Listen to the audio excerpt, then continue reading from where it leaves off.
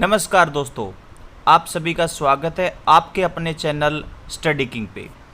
एक बार फिर से मैं आपके सामने आ गया हूँ डेली इंग्लिश क्विज के इस बेहतरीन सेशन को लेकर। इस सेशन को अटेंड करने के बाद आप चाहे एसएससी का पेपर दें, बैंकिंग सेक्टर का कोई पेपर दें, कोई टेट का एग्ज़ाम दें, चाहे वो सीटेट हो, एचटेट हो, सभी में आपको बहुत ज़्यादा फ़ायदा मिलने वाला है। तो आइए देखते हैं सबसे पहला क्वेश्चन क्या है। सबसे पहला क्वेश्चन आपके सामने, he doesn't believe dash helping others. जैसा कि आप देख सकते हैं ऑप्शंस के अंदर हमारे पास प्रीपोजिशन दे रखे हैं।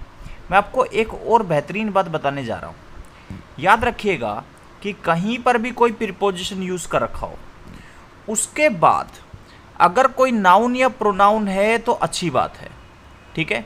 अगर प्रोनाउन आए तो ऑब्जेक्टिव केस का रखिएगा, लेकिन अगर नाउन और प्रोनाउन नहीं हो, कोई वर्ब हो, तो हमेशा याद रखिएगा कि उस वर्ब की शक्ल कुछ यूं होनी चाहिए, यानी कि वर्ब की फर्स्ट फॉर्म प्लस आईएनजी। ऐसा क्यों? क्योंकि ये जेरेंड की तरह काम करता है फिर, यानी कि ये नाउन के सब्स्टिट्यूट के तौर पर इस्तेमाल किया जा सकता है। प्रीपोजिशन अपने बाद ऑब्जेक्ट लेता है और यही कारण है प्रीपोजिशन आएगा तो ऑब्जेक्टिव केस का आएगा।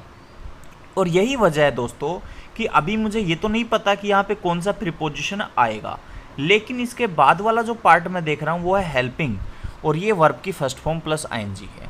अब जो वर्ब की फर्स्ट फॉर्म प्लस आईएनजी है वो अपनी मीनिंग को और ज़्यादा क्लियर करने के लिए अपने बाद खुद का ऑब्जेक्ट ले सकता है, जो व्हाट का रिप्लाई और हुम के रिप्लाई में से एक का हो सकता है।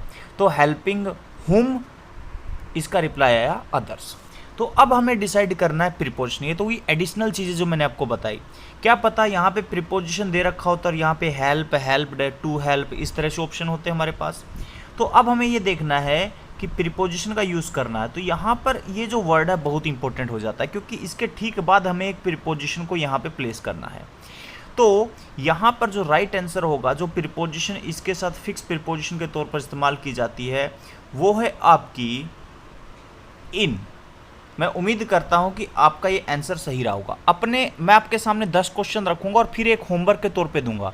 देखना है आपको कि 10 में से आप कितने सही कर पाते हैं, ठीक है। सेकंड क्वेश्चन देखिए आपके सामने है। इसमें आपको ये बताना है दोस्तों कि इन 5 हिस्सों में से कौन सा हिस्सा सही आंसर है। क्या मतलब हुआ इसका? अगर आपने देखा स्टेटमेंट में कोई एरर नहीं है तो आपका आंसर हो जाएगा 5th पार्ट। लेकिन अगर आपको लगा कि किसी हिस्से में गलती है तो जिस हिस्से में गलती है उसी को अपना आंसर मार्क कर दीजिएगा। तो स्टेटमेंट को पढ़िए, वीडियो को रोकिए और समझने की कोशिश कीजिए गलती कहाँ पे है। चलिए मैं डिस्कस करता हूँ।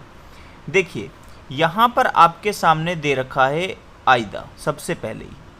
तो ये जो है, ये अगर पेयर लेता है तो ये लेता है आपका, क्या पेयर लेगा अपने साथ बताइए आप ज़रा। ये लेगा और, ठीक है। तो अगर हम चेक करें तो और बिल्कुल ठीक दे रखा है।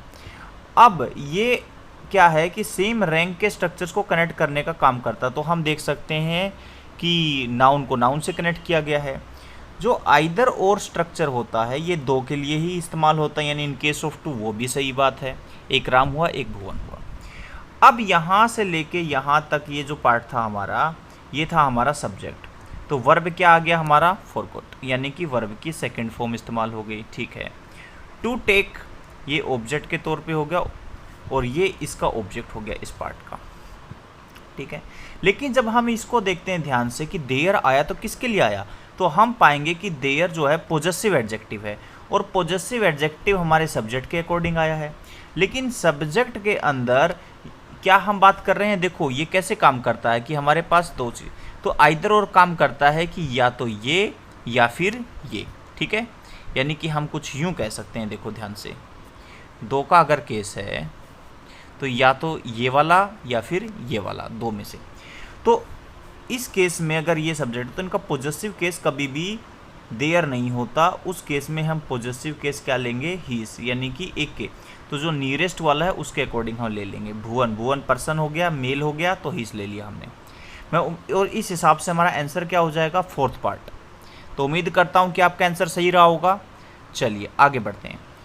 अब हमारे पास एक क्वेश्चन है जहाँ पर आपको बताना है कि गिवन 4 ऑप्शन में से वो कौन सा वर्ड है जिसमें स्पेलिंग गलत लिखी हुई है, ठीक है, रोंगली। तो आपके सामने सारे के सारे चार के चार वर्ड गिवन है, देखिए ध्यान से, समझिए, कोशिश कीजिए किसकी स्पेलिंग गलत है। मैं उम्मीद करता हूँ कि आपने ये चीज़ें देख ली होगी कि कहाँ पे गलती है और कहाँ पे नहीं है। तो अगर ये बात आपको क्लियर हो गई है तो आपके सामने मैं बताने जा रहा हूँ कि आंसर क्या है। आंसर है आपका फर्स्ट, एक्सप्लेनेशन। इसकी स्पेलिंग दोस्तों गलत है। इसकी जो सही स्पेलिंग होगी वो मैं आपके सामने लिखता हूँ, ध्यान से देखिएगा। इसकी जो स्पेलिंग है यहाँ तक कोई दिक्कत नहीं है, यहाँ तक भी कोई दिक्कत नहीं, बट ये जो आई आगे लगा रखा वो गलत है। ये वाला हिस्सा हमें स्पेशली ध्यान दे के लिखना है। तो ये होता है आपका एक्सप्लेनेशन, इसके अंदर आई नहीं आता है, ये होता है ANA। इस पार्ट में ही गलती देता है अक्सर एग्जामिनर। जो सेकंड ऑप्शन है ये बिल्कुल सही है, इसमें कोई गलती नहीं है, लेकिन मैं आपको इसका मतलब बता देता हूँ। इसका मतलब होता है अतिशयोक्ति करना, यानी विस्तार करना कह सकते हो, या फिर कह सकते हो making more noticeable than usual. फिर एक ऑप्शन था हमारे पास एक्सटर्मिनेशन। इसका मतलब होता है तबाही, बर्बादी या फिर विध्वंस मचाना, ठीक है। एक्सपेक्टेशन, एक्सपेक्टेशन आपको पता ही है, उम्मीद, आस लगाना, ठीक है। तो यहाँ पर जो हमारा राइट आंसर होगा वो क्या होगा, वो होगा फर्स्ट। तो इसकी स्पेलिंग गलती है, कई बार कॉम्पिटिटिव एग्जाम्स में आता है, इसका पूरा ध्यान रखना है आप लोगों को। नेक्स्ट क्वेश्चन आपके सामने है। मैं चाहता हूँ कि आप इस वीडियो को यहीं पर रोककर इसके सही आंसर को देने की कोशिश कीजिए। इसमें क्या है कि आपको एक स्टेटमेंट दे रखी है, अगर वो एक्टिव है तो पैसिव में चेंज कीजिए और पैसिव है तो एक्टिव में चेंज कीजिए। कम ऑन, चलिए। तो आप देख सकते हैं ये जो स्टेटमेंट है ये क्या है आपकी, ये है आपकी इम्पेरेटिव स्टेटमेंट। और अगर ये इम्पेरेटिव स्टेटमेंट है तो हम नॉर्मली लेट से चेंज करते हैं। तो स्विच ऑन दी कूलर, तो यहाँ पे ऑब्जेक्ट कौन है, ये। तो लेट के बाद हम जो ऑब्जेक्ट होता है उसको आगे लिखते हैं, ठीक है। और फिर जो मेन वर्ब होता है उसको बी से रिप्लेस कर देते। तो बी से रिप्लेस किसको कर दिया हमने, स्विच को। और जो मेन वर्ब है उसको हम V3 में चेंज कर देते हैं, यहाँ पे चेंज हो गया। तो इसका जो आंसर हो जाएगा वो हो जाएगा फोर्थ। उम्मीद करता हूँ आप सभी का सही होगा। तो चलिए फिर 4 क्वेश्चन, 4 के 4 सही होंगे बहुत सारे बच्चों के, तो बहुत बढ़िया। 10 के 10 सही करने हमें, ठीक है। चलिए अगला नेक्स्ट क्वेश्चन, ये है आपका इडियम। तो आपको इसके अंदर ये बताना है दोस्तों कि इस इडियम की मीनिंग क्या है। मैं उम्मीद कर रहा हूँ कि ये इडियम आपने नहीं पढ़ा होगा, कितनी बुकें आपने पढ़ ली, लेकिन ये कितना शानदार है। देखिए, व्हेन द चर्च कम्स, तो इसका जो आंसर है वो होगा मोमेंट ऑफ डिसीजन, ठीक है। यानी कि व्हेन द चर्च कम्स का इस्तेमाल किसके लिए किया जाता है, ये बताने के लिए कि एक ऐसा समय आना जहाँ पर आपकी परीक्षा हो रही हो कहीं पे, या फिर आप क्या फैसला लेंगे नहीं लेंगे उसका। तो नेक्स्ट क्वेश्चन देखिए, क्वेश्चन नंबर 6 आपके सामने एक स्टेटमेंट दे रखी है, let us go to a restaurant and have dash coffee. अब आपको बताना है कि इनमें से सही आंसर क्या होगा। चलिए मैं बताता हूँ आपको। हमें पता है कि जो आर्टिकल है वो आता है नाउन के हिसाब से। अब कॉफ़ी को बहुत सारे लोग सोचेंगे कि ये अनकाउंटेबल नाउन है, तो अनकाउंटेबल नाउन तो आर्टिकल लेता नहीं है। लेकिन यहाँ पे जो कॉफ़ी है ना, ठीक है, वो अकेले नहीं है। ये जो स्ट्रक्चर है आपका हैव डैश कॉफ़ी, ठीक है, हैव रेस्ट, हैव वॉक, ठीक है, ये जो स्ट्रक्चर होता है हैव डैश नाउन, उसके बाद से अनकाउंटेबल नाउन भी क्यों ना आ जाए। तो ये एक फ्रेज बनाता है पूरा ये स्ट्रक्चर, और इसमें हम क्या करते हैं, इनडेफिनाइट आर्टिकल का इस्तेमाल करते हैं, ठीक है। यहाँ पर कहीं ना कहीं हैव अ कॉफ़ी का मतलब हो जाएगा have a cup of coffee. तो यहाँ पे कॉफ़ी किसको रिप्रेजेंट करेगी, यहाँ पे ये रिप्रेजेंट कर देगा आपका कप ऑफ कॉफ़ी। तो जब ये सेंस जनरेट होगी तो हम उस केस में इस्तेमाल कर सकते हैं, ठीक है दोस्तों। चलिए फिर 7वें क्वेश्चन पे आ जाते हैं। यहाँ पे आप देख पा रहे हो कि ये जो पार्ट है जो मैंने अंडरलाइन कर दिया है, इसको करेक्ट करने की ज़रूरत है क्या।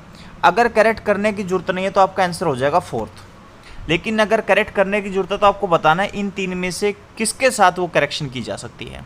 तो देखिए इसको ध्यान से। चलिए फिर डिस्कस करते हैं। जब हम इस स्टेटमेंट को पढ़ रहे हैं तो ये वाला पार्ट हमें नहीं पता सही है कि गलत, लेकिन हमें ये तो पता है ना दोस्तों कि ये जो पार्ट है यहाँ से लेके यहाँ तक, ये तो बिल्कुल ग्रामेटिकली सही है। और जब मैंने इसको देखा तो मुझे एक बात क्लियर हो गई कि बात पास्ट की चल रही है। अगर बात पास्ट की है तो देखो जो गिवन स्टेटमेंट थी वो क्या थी, प्रेजेंट में, तो ये तो हो नहीं पाएगा क्योंकि अब हमें पता है करेक्शन तो करनी ही पड़ेगी। ठीक है, अब ये ऑप्शन भी हम देख पा रहे हैं कि प्रेजेंट में है, चला गया। अब हमारे पास फर्स्ट ऑप्शन बचा है और थर्ड ऑप्शन बचा है। आपको अब ये डिसाइड करना है कि मुझे टू लेना है कि मुझे टू नहीं लेना है। तो आप ये समझ पाएंगे कि टू तो आपको चाहिए, तभी इस स्ट्रक्चर की सेंस क्लियर हो पाएगी। तो हम कह सकते हैं कि हमारा आंसर क्या हो जाएगा, फर्स्ट। उम्मीद करता हूँ आप में से बहुत सारे बच्चों का ये बिल्कुल सही रहा होगा। नेक्स्ट क्वेश्चन, ये क्वेश्चन आ गया है आपका नरेशन का। हर तरह के क्वेश्चंस मैंने लिए हैं यहाँ पे। तो नरेशन का क्वेश्चन है, जल्दी से आंसर बताइए इसका। चलिए, तो दोस्तों यहाँ पर आप देख सकते हैं, सबसे पहले तो ये देखा करो कि जो क्वेश्चन है वो डायरेक्ट स्पीच है कि इनडायरेक्ट है। तो हम देख सकते हैं डायरेक्ट है, यहाँ से हमें क्लियर हो रहा है इंपॉर्टेंट कोमा के अंदर डायरेक्ट है। अगर ये डायरेक्ट है तो बाहर वाले पार्ट को देखा करो कि पास्ट में है कि नहीं। अगर ये वाला पार्ट पास्ट में है तो फिर अंदर का जो टेंस है ना वो पूरा का पूरा चेंज हो जाएगा। अगर ये पास्ट में ना होता तो फिर हम टेंस वही रखते जो अंदर दे रखा है। अब यहाँ पर क्या है कि हैव बीन है ना, तो ये पास्ट में चला जाएगा, यानी कि मेरे पास क्या आ जाना चाहिए, हैड बीन। तो अगर मैं ऑप्शन में देखूँ, इधर हैड बीन है, नहीं है। क्या इधर हैड बीन है, नहीं है। क्या इधर हैड बीन है, रख लो। क्या इधर हैड बीन है, नहीं है। तो इसका मतलब यही आंसर है। आंसर हो गया थर्ड। तो इसी तरह की शानदार शानदार ट्रिक्स आपको मिलेगी। नेक्स्ट क्वेश्चन देखिए आपका, जल्दी से जवाब दीजिए। चलिए, तो देखो दोस्तों, आपको पता होना चाहिए कि नो सूनर के साथ, ठीक है, जो हम पार्ट इस्तेमाल करते हैं, पेयर इस्तेमाल करते हैं, वो करते हैं देन। ठीक है, तो ये बेहद आसान था, इसमें किसी तरह की कोई दिक्कत नहीं थी। दूसरी बात क्या याद रखनी है कि जब नो सूनर को हम स्टार्टिंग में इस्तेमाल कर रहे हैं तो देखिए सब्जेक्ट यहाँ पे क्या है, ही, और यहाँ पर क्या आ गया, डिड। तो डिड को यहाँ पर किया गया, तो ये जो कॉन्सेप्ट आपका बन गया, ये बन गया इन्वर्जन का। कभी मौका रहा तो मैं इन्वर्जन का कॉन्सेप्ट आपको बेहतर तरीके से समझाऊंगा। ठीक है, लेकिन अगर ये स्टेटमेंट ऐसे होते हैं ना, no sooner he did finish, ठीक है, तो वो गलत हो जाता। यहाँ पे इन्वर्जन करना पड़ता है जब आप नेगेटिव ये वाला नो सूनर को आप स्टेटमेंट के स्टार्टिंग में यूज़ करते हैं, क्योंकि ये एडवर्ब की तरह काम करता है, इसको हम डायरेक्टली सब्जेक्ट के साथ नहीं रख सकते। नेक्स्ट क्वेश्चन आपका, और आज का आखिरी क्वेश्चन है। इसके बाद मैं कुछ सेलेक्टेड कमेंट्स आपके सामने लेके आऊँगा और उसके बाद आपका रहेगा होमवर्क। चलिए, ये वन वर्ड सब्स्टिट्यूशन है और यहाँ पर आपको दिया गया है one who is not easily pleased by anything. ऐसा व्यक्ति जो आसानी से प्लीज्ड नहीं होता, आसानी से खुश नहीं होता, आसानी से मानता नहीं है। तो देखिए, एक वर्ड है हमारे पास गुलिबल। ठीक है, अब इसका क्या मतलब है हमें देखना पड़ेगा। तो इसका मतलब होता है दोस्तों भोला भाला, ठीक है, जिसको आसानी से आप बेवकूफ़ बना सकते हैं। एक आ गया आपका फास्टिडियस। इसका मतलब क्या होता है, इसका मतलब होता है नकचड़ा, यानी कि जो अपनी धुन में चलता है, किसी की बात नहीं सुनता। एक ऑप्शन है आपका इनोसेंट। तो इनोसेंट का मतलब तो आप में से सभी बच्चों को पता होगा, इसका मतलब होता है निर्दोष, भोला, या फिर सीधा कह सकते हैं। एक है इमेनेबल, इसका मतलब होता है विनम्र, आज्ञाकारी, जिम्मेदार। ठीक है, तो अगर हम देखें कि जो आसानी से प्लीज़ नहीं होता, इसका मतलब ये चला जाएगा आपका आंसर सेकंड, क्योंकि इसका क्या मतलब था, इसका मतलब था नकचड़ा, जो अपनी धुन में रहता है, किसी की बात नहीं सुनता, जिद्दी टाइप। ठीक है, तो ये है आपकी selected comments of the day. यहाँ पर मैं नाम मेंशन कर देता हूँ, रितु रानी, ज्योति यादव, अंकित रोहिला, मंजू नैन, मी है, अभी मुझे नहीं पता क्या है नाम इनका, Randeep classes, William, chemistry solution करके है ये, राव सुल्तान, सुनील, कविता, ठीक है, राजा, अर्पिता, मीनू, सीमा। ये सभी स्टूडेंट्स का जवाब बिल्कुल सही था। तो बहुत बहुत मुबारक हो आपको, यहाँ पर आपका नाम सेलेक्ट हुआ, यहाँ पे आया, और जब तक ये वीडियो रहेगी तब तक आपका नाम यहाँ पे हमेशा हमेशा के लिए सेव हो गया है। आज के होमवर्क के लिए आप लोग रेडी हैं? तो ये रहा आपके सामने, ये जो आपके सामने है ये क्वेश्चन रहेगा आपका होमवर्क।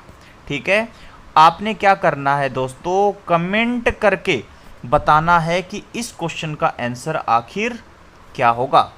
तो सेलेक्टेड स्टूडेंट्स के इसी तरीके से नाम मैं आपके दिखाऊंगा। ठीक है, तो कल की वीडियो जो आएगी उसमें आप लोगों का नाम हो सकता है। तो थैंक यू सो मच आज की क्लास अटेंड करने के लिए। मैं उम्मीद करता हूं कि मेरी मेहनत आपको पसंद आई होगी। अगर पसंद आई है तो एक बार प्लीज़ इस वीडियो के लिंक को कॉपी करके अपने व्हाट्सएप स्टेटस पे ज़रूर लगा लें। Thank you so much.